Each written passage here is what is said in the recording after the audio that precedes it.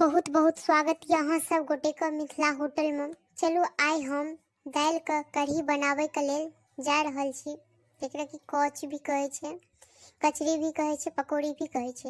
एता देख रहल छी हम पहले दाल के फुलेल द के दाल पीस रहल छी और एता दाल बहुत मेही सब बहुत निक से पिसा गेल या।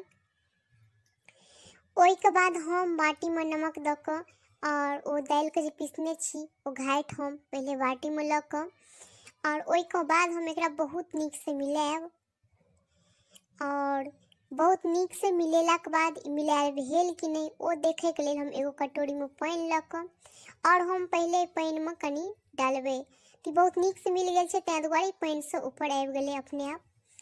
और एता अहाँ सब देख रहल छे एमे दू चार बेर और हम हाथ मिला देबे जैसे कि और ही मिल जाए। और ओइ के बाद हम एकर मसाला तैयार करे छी। एता देख रहल छी अपने सब के लहसुन प्याज या, ए लहसुन प्याज को हम पहले पीस लेब।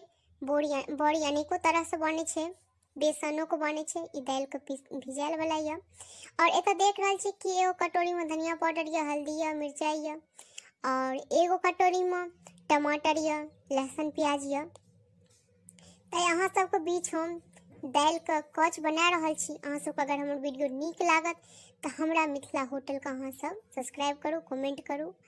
और एत देख रहल छी कि तेल में हम बड़ी पकौड़ी खोट देने छिए और ई बन रहल छे, कतेक निक से बन रहल छे, कतेक निक कलर आबि रहल छे। में देख रहल छी कि में से एकोटा नहीं टूटले। और अगर अहाँ सब हमर मिथिला होटल फेसबुक पेज का नहीं फॉलो केने छी, हमर वीडियो देख रहल छी तो फॉलो करू और कमेंट करके बताबू कि केहन लागल अहाँ सबके हमर वीडियो। जरूर बताबू, कोनो अगर गलती हुए से बताबू।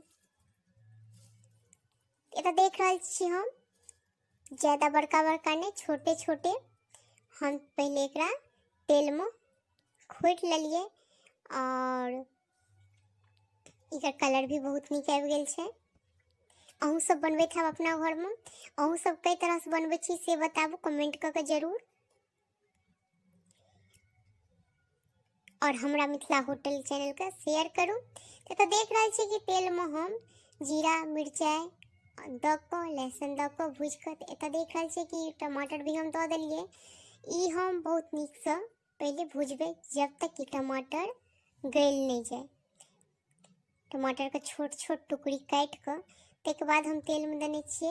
आब एत धनिया पाउडर हम द देलिए, ओइ के बाद हम हल्दी पाउडर द देबे और ओइ के बाद हम मिर्चाई पाउडर द के पहले मसाला के बहुत निक से भूजबे जामे तक कि मसाला पूरा तरीका से भुजाया नहीं जाए। कोनो भी सब्जी के मसाला अगर हम भूजे छिए तो जब तक वो मसाला भुजाया के मसाला में अपने आप तेल छोड़े लागे छे।